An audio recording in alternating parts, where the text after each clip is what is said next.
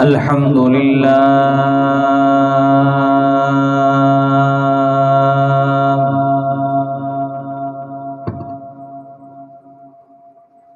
الحمد لله نحمده ونستعينه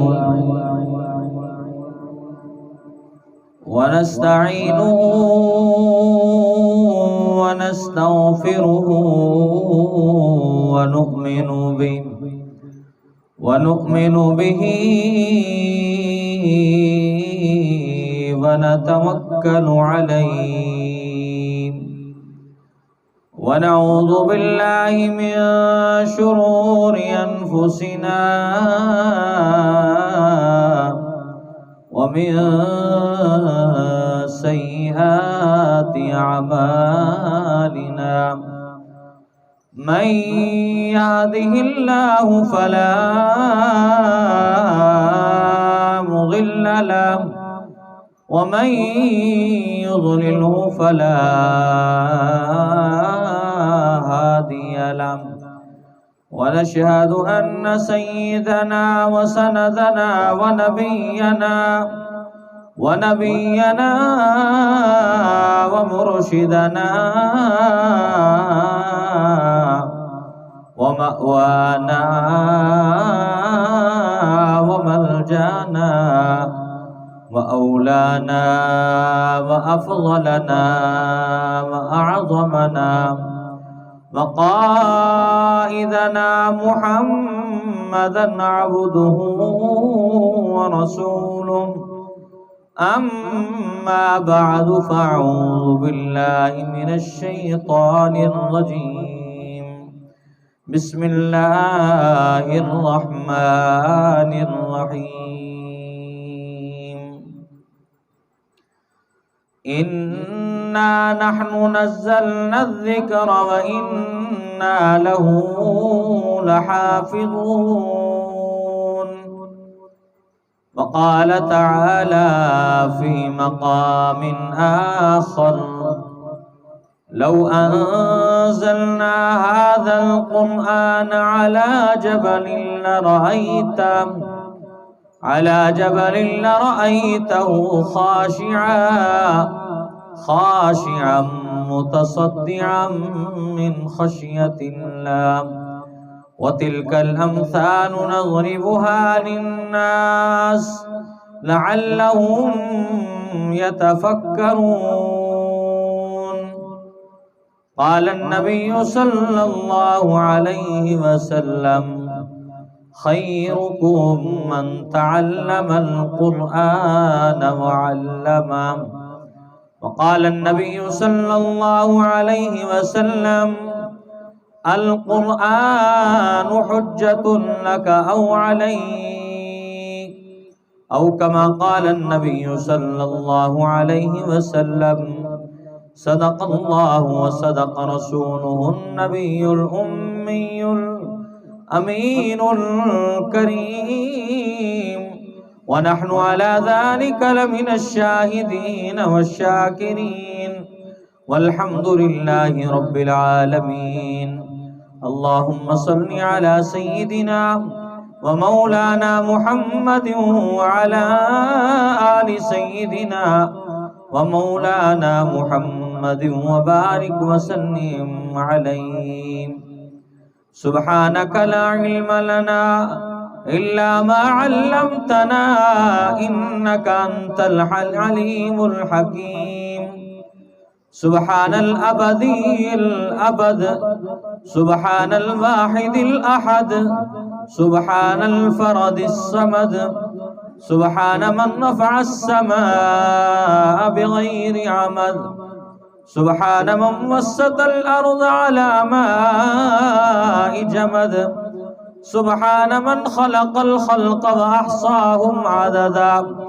سبحان الذي لم يتخذ صاحبة ولا ولدا سبحان الذي لم يلد ولم يولد ولم يكن له كفوا أحد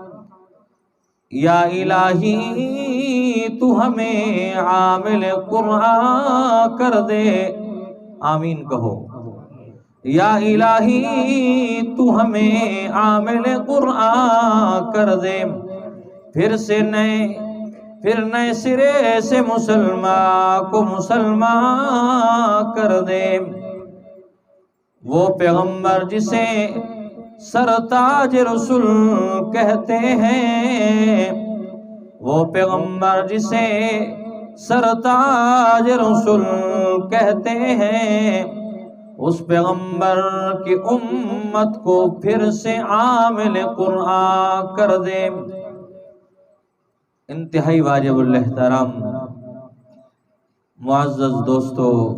بزرگوں، نوجوان ساتھیوں اور عزیز طلباء، عزیز بچوں، آج جامعہ مسجد فاطمۃ الزہرا سلام اللہ علیہا کا یہ ختم قرآن کریم کا عظیم الشان بہترین موقع ہے، جس موقع پر اللہ رب العزت بندے کی دعاؤں کو قبول فرماتے ہیں، اور ایسے موقع پر فرشتوں کی آمد ہوتی ہے، اور فرشتے ایسے موقعوں پر آمین کہتے ہیں۔ اور جب ہماری دعاؤں کے ساتھ فرشتے آمین کہیں گے، ہم گنہگار ہیں اور فرشتے معصوم ہیں، ان کی آمین یقیناً اللہ رب العزت کی بارگاہ میں قبول ہوتی ہے، اور اس قبولیت کی وجہ سے اللہ ہماری دعاؤں کو بھی قبول فرما لیتے ہیں، اس لیے کہ فرشتے اللہ کی مخلوق معصوم ہیں، گناہوں سے پاک ہیں، ان سے گناہ سرزد ہوتا ہی نہیں ہے۔ اس لیے جب وہ فرشتے ہماری دعا پر آمین کہیں گے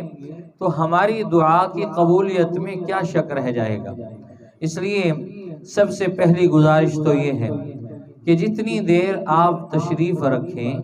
اس نیت کے ساتھ کہ آج ہم نے اللہ سے کچھ لے کر جانا ہے، خالی ہاتھ نہیں جانا، اور ہم نے اپنی خالی جھولی لے کر آئے ہیں، اس کو ہم نے اللہ کی رحمتوں سے بھر کر لے جانا ہے، انشاءاللہ لے جائیں گے نا بھائی۔ تو یہ طاق رات ہے، 25 کی رات ہے، اور ہو سکتا ہے یہ رات لیلۃ القدر ہو، اور لیلۃ القدر تو ویسے ہی خیر من الف شہر، جس کے بارے میں رب نے کہا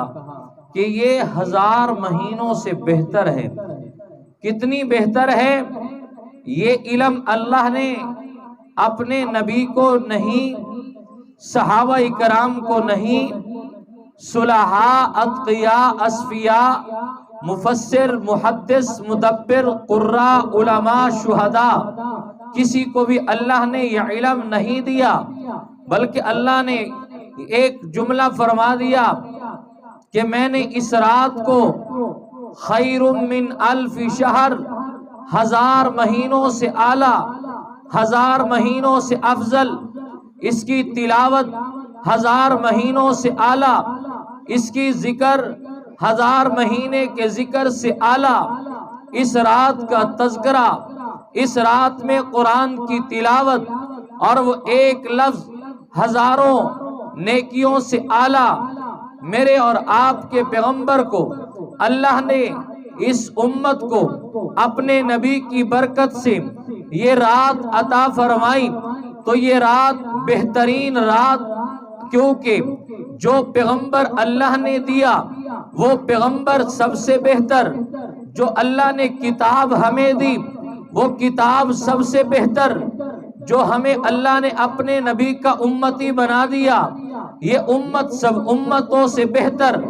جو رمضان اللہ نے اس امت کو عطا فرمایا وہ تمام مہینوں سے اعلیٰ، جو کتاب اللہ نے عطا فرمائی وہ تمام کتابوں کی سردار ہے، اور جو ان مہینے میں اور اس مہینے کی اس رات میں جسے لیلۃ القدر کہا، اللہ نے جو رات عطا فرمائی یہ رات تمام راتوں کی سردار ہے، اس امت کو بھی اعلیٰ بنایا، اس پر جو پیغمبر بھیجا وہ بھی اعلیٰ بنایا، جو پیغمبر کے اوپر کتاب اتری اس کتاب کو بھی اعلیٰ بنایا، پھر جو اس امت میں پیدا ہو گیا وہ بھی اعلیٰ بن گیا، اس لیے کہ نسبت اس کی پیغمبر کی طرف ہو گئی، اور جس چیز کی نسبت میرے محبوب پیغمبر کی طرف ہو جائے اس سے بڑھ کر کون اعلیٰ ہو سکتا ہے؟ میرا وجدان یہ کہتا ہے، میرے اور میرے اکابرین کا عقیدہ یہ ہے کہ 14 طبقے ایک طرف ہیں، زمین و آسمان ایک طرف ہے، شجر و حجر ایک طرف ہے، آسمان و زمین ایک طرف ہے، شرق و غرب شمال جنوب ایک طرف ہے، جنات انسان ایک طرف ہیں، سب سے اعلیٰ، سب سے افضل، سب سے اولا، سب سے محترم، سب سے مقدس، سب سے منزلت، سب سے مرتبے والا اگر اللہ نے اس دنیا میں کسی کو بنایا ہے وہ محبوب کبریا رحمت دو عالم صلی اللہ علیہ وسلم ہے۔ تو جب وہ پیغمبر سب سے اعلیٰ، اس پر جو کتاب اتری وہ کتاب اعلیٰ، اس کو اللہ نے جو جماعت دی ہے وہ اصحاب پیغمبر، سب پیغمبروں کے اصحاب سے اعلیٰ، جو کتاب اللہ نے دی ہے وہ تمام کتابوں سے اعلیٰ، تمام صحیفوں سے اعلیٰ، اس لیے کہ پیغمبر جو اعلیٰ ہے، پیغمبر جو اعلیٰ ہے، جب پیغمبر اعلیٰ ہے تو جس چیز کی نسبت پیغمبر کی طرف ہو گئی وہ بھی کیا بن گئی؟ اعلیٰ۔ میرے دوستو، آئیے ہم قرآن سے پوچھتے ہیں، قرآن تو اللہ کی ایسی کتاب ہے، تجھے اللہ نے اتارا، تیرا نام بھی خود رکھا، اور وہ بھی اللہ نے قرآن میں ہمیں اس قرآن کا نام بتایا۔ اللہ کا قرآن کہتا ہے بل ہوا قرآن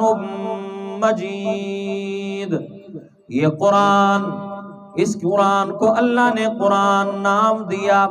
اور وہ بھی اللہ نے اپنی کتاب قرآن کریم میں فرما دیا بل ہوا قرآن مجید۔ اے قرآن ذرا یہ تو بتا، تو فارسی میں اترا ہے یا پشتو میں آیا ہے یا پنجابی یا سندھی میں آیا ہے، کس زبان میں آیا ہے؟ اللہ کا قرآن بول کر بتاتا ہے بلسان عربی مبین، میں نہ پشتو میں آیا ہوں، نہ پنجابی میں آیا ہوں، نہ اردو میں اللہ نے مجھے اتارا ہے، بلکہ بلسان عربی مبین، اللہ نے مجھے عربی زبان میں اتارا ہے، اس لیے کہ جو پیغمبر اللہ نے ہمیں عطا فرمایا وہ محمد بھی عربی ہے، قرآن بھی عربی ہے۔ محبوب جس زمانے میں آئے، جس مکان میں آئے، جس دھرتی پر آئے وہ بھی عرب کی دھرتی ہے، اور پھر جو جنت کی زبان ہوگی وہ بھی عربی زبان ہوگی۔ قبر میں جب مسلمان پہنچے گا وہاں پر جو منکر نکیر سوال کریں گے وہ پنجابی سرائکی پشتوں میں نہیں، بلکہ وہ سوال بھی اللہ کے فرشتے ہم سے عربی میں سوال کریں گے من ربک ما دینک من نبیک۔ اس لیے قرآن نے ہمیں بتا دیا میں اترا بھی عربی زبان میں ہوں۔ اے قرآن ذرا یہ تو تعارف بتا، تجھے لے کر آنے والا کون ہے؟ اللہ کا قرآن کہتا ہے نزل بہ الروح الامین، قرآن نے ہمیں بتایا مجھے لے کر آنے والا جناب سیدنا سید حضرت جبریل علیہ السلام روح الامین جو تمام فرشتوں کے سردار، وہ مجھے لے کر آنے والا ہے۔ اے قرآن تو کہاں پر اترا ہے؟ تیرے ٹھہرنے کی جگہ کیا ہے؟ نزل بہ الروح الامین علی قلبک، میں زمین پر اللہ نے مجھے نہیں اتارا، اللہ نے مجھے سورج پر نہیں اتارا، اللہ نے مجھے چاند پر نہیں اتارا، اللہ نے مجھے آسمان پر نہیں اتارا، اللہ نے مجھے پہاڑوں پر نہیں اتارا، اللہ نے مجھے اتارا ہے علی قلبکا، محمد کے سینے پر، اور پورے سینے پر نہیں بلکہ محمد کے دل اطہر پر مجھے اتارا ہے۔ آئے قرآن تجھے اللہ نے نازل فرما دیا، تجھے لے کر آنے والا جبریل ہے۔ اب ذرا قرآن ہمیں یہ تو بتا تو آیا کہاں سے؟ اللہ کا قرآن کہتا ہے تنزیل من رب العالمین، میں رب العالمین کی طرف سے آیا ہوں، مجھے لے کر جبریل آیا ہے۔ میں کوئی جنات کی کلام نہیں ہوں، میں انسان کی کلام نہیں ہوں، میں فرشتوں کا کلام نہیں ہوں، میں پشتوں کا کلام نہیں ہوں، میں اردو فارسی کا کلام نہیں ہوں، میں اللہ کا کلام ہوں۔ تنزیل من رب العالمین۔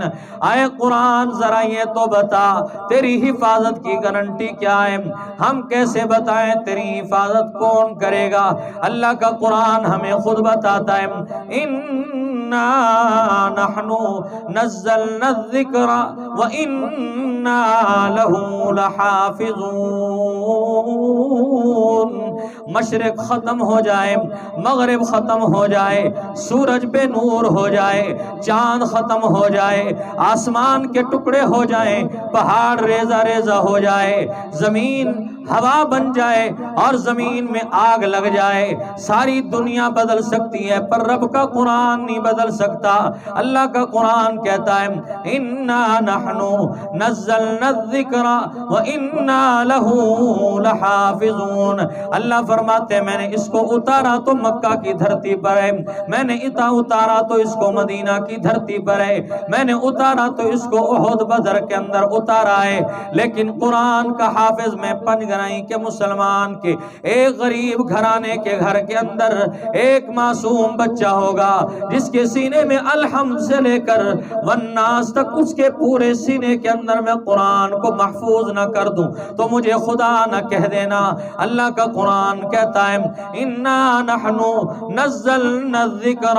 وَإِنَّا لَهُ لَحَافِظُونَ۔ ہم نے اس قرآن کو نازل فرمایا، اللہ کا قرآن کہتا ہے ہم نے اس کو اتارا، اس کی حفاظت بھی رب العالمین نے کرنی ہے۔ اللہ کسی امیر کا محتاج نہیں ہے، اللہ کسی بنگلے والے کا محتاج نہیں ہے، اللہ کسی وزیر کے پابند نہیں ہے، اللہ ملک کے صدر کا پابند نہیں ہے۔ اللہ حفاظت کا کام لینے پر آئے، قوم کا مصلی کیوں نہ ہو، قوم کا چمار کیوں نہ ہو، لیکن اگر وہ اللہ کے قرآن کے ساتھ لگ جاتا ہے، کائنات کے رب کی قسم ملک کا وزیر اعظم مصلی پر کھڑے ہونے کی طاقت نہیں رکھتا، جب رکھتا ہے اللہ مصلی پر کھڑا کرنا چاہے تو ایک غریب کا بچہ جس نے قرآن کو حفظ کیا، آنکھوں سے نابینا ہو، اللہ فرماتے ہیں میں دنیا میں ایسے قرآن کے حافظ بنا دوں گا جن کی آنکھوں کے نشانات بھی ان کے چہرے پر نہیں ہوں گے۔ گلگت بلتستان کے علاقے کے اندر ہمارے علماء کی ایک جماعت گئی، وہاں پر کچھ حفاظ کو دیکھا، 8-10 حفاظ جن کے چہرے پر ان کی آنکھوں کے نشانات بھی نہیں ہے، لیکن جب ان سے کہا گیا سناؤ تم اللہ کا قرآن الحمد سے لے کر والناس تک پورے قرآن کو پانی کی طرح اس طرح بہتے ہوئے سناتے چلے گئے، ایک بھی غلطی اللہ کے قرآن میں نہ آئی۔ لوگ دنیا کو بتانا چاہتے ہیں، اللہ پیغام دینا چاہتے ہیں، اوے دنیا کے لوگوں میرے قرآن کو محتاج نہ سمجھنا، اوے دنیا کے لوگوں میرے قرآن کو اپنا یہ نہ سمجھنا کہ کوئی وڈیرا آئے گا تو سنبھالے گا۔ اللہ کے قرآن کی حفاظت کے لیے کوئی معصوم غریب خاندان کا بچہ آ جائے گا، اگرچہ آنکھوں سے نابینا ہوگا، اندھا ہوگا، لوگ اس کو پاگل سمجھتے ہوں گے، لوگ سمجھتے ہیں اس کو اندھا، اللہ فرماتے ہیں تیری نظر میں تو یہ اندھا ہے لیکن میں نے اس کے قرآن سینے میں اتار کر ایسی بصیرت عطا فرما دی، کائنات کے رب کی قسم جو آنکھوں والوں کو نظر نہیں آتا وہ اس نابینے کو نظر آتا ہے، اس لیے کہ اس قرآن کے ساتھ اس کا تعلق قائم ہو گیا، اس لیے اللہ نے قرآن میں فرما دیا اِنَّا نَحْنُ نَزَّلْنَا الذِّكْرَ وَإِنَّا لَهُ لحافظون، ہم نے ہی اس قرآن کو اتارا ہے، ہم ہی اس کی حفاظت کرنے والے ہیں۔ آئے قرآن تو اتر بھی گیا، تجھے لے کر آنے والا بھی جبریل ہے، تو محمد کے سینے پر بھی اتر گیا۔ اے قرآن تو بتا کیا تیرے اندر کوئی شک ہو سکتا ہے؟ اللہ کا قرآن کہتا ہے ذرا پہلا پارہ کھول، پڑھنے سے پہلے 100 بار سوچ، اور اللہ کے قرآن کی اس آیت پر غور کر۔ پہلی آیت کے اندر اللہ نے بتا دیا اگر تو عقیدہ رکھنے والا ہے، ذالک الکتاب لا ریب فیہ، اس قرآن کو تب پڑھنا جب تیرا یہ عقیدہ بن جائے، جب تیرا یہ ایمان بن جائے، جب تیرا دل یہ تسلیم کر لے ذالک الکتاب لا ریب فیہ، اس کتاب میں کوئی شک نہیں ہے، اس کے الفاظ میں کوئی شک نہیں ہے، اس کے نقطوں میں کوئی شک نہیں ہے، اس کے زیر و زبر میں کوئی شک نہیں ہے، اس کے رکوع و سجدوں میں کوئی فرق نہیں ہے۔ کائنات کے رب کی قسم ہے، دنیا کے سارے کالے جمع ہو جائیں اور وہ کہیں یہ قرآن اصلی قرآن نہیں ہے، یہ قرآن رد و بدل ہو گیا، میں ان سے صرف ایک سوال کرتا ہوں، وہ رد و بدل والا قرآن کا حافظ تم اپنی اس دھرتی پر تو دکھاؤ کہ وہ رد و بدل کا قرآن کون سا ہے، اور وہ قرآن کا حافظ تو بتاؤ جو تمہارا ان 30 پاروں سے 10 پاروں کا زیادہ قرآن کا حافظ ہے۔ ذرا وہ اپنا ذاکر لا کر تو دکھاؤ، اپنا مجتہد لا کے دکھاؤ، جو تمہارا مجتہد ہمیں قرآن وہ سنائے جو رد و بدل والا ہو، ورنہ پھر پنجگرہیں کی دھرتی کے ہر گھر کے اندر سے تمہیں قرآن کا حافظ نہ ملے تو پھر کہنا غریب کا بچہ ہوگا قرآن پڑھ کے کھڑا ہو کر سنائے گا، اور الحمد سے لے کر والناس تک قرآن اپنے ہاتھ میں لے کر کھڑا ہو جا، اور پھر ذرا بتانا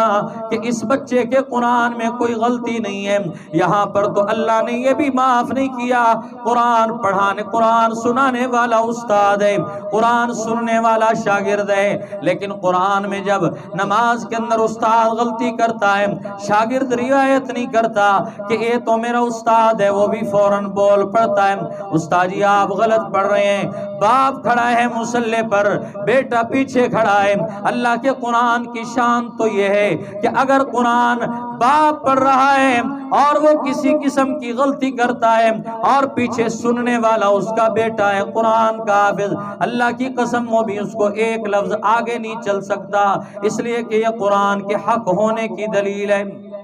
یہ قرآن کے حق ہونے کی دلیل ہے۔ اس لیے مسلمان دوستو اس قرآن سے اپنا تعلق قائم کرو، محبت قائم کرو۔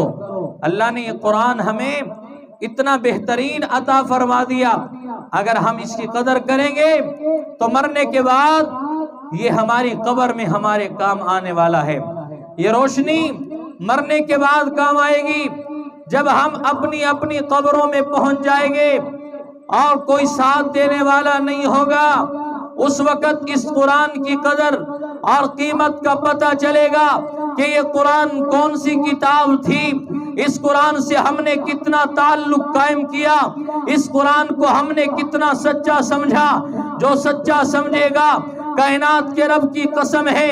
امید اس کی یہی کی جا سکتی ہے، اگرچہ وہ مسلمان گناہگار کیوں نہ ہوگا، لیکن رب کے قرآن پر ایمان لانے کی وجہ سے رب اس بندے کی بخشش ضرور فرما دے گا، لیکن وہ شخص، وہ بدماش جو اس قرآن پر ایمان نہیں لاتا، اس قرآن کے احکامات کو نہیں مانتا، اس قرآن کریم کو رد و بدل، اس قرآن کو بدل شدہ اور اس قرآن کو تحریف شدہ مانے گا، اور وہ کہے میرے سے بڑا مومن بھی کوئی نہیں، میرے سے بڑا مسلمان بھی کوئی نہیں۔ میرے دوستوں وہ دنیا کا بے ایمان تو ہو سکتا ہے، مومن مسلمان نہیں ہو سکتا۔ اس لیے اس قرآن کے ساتھ اپنا تعلق قائم کیجئے اور دوستی لگائیے، اور زندگی کے جو باقی ایام ہیں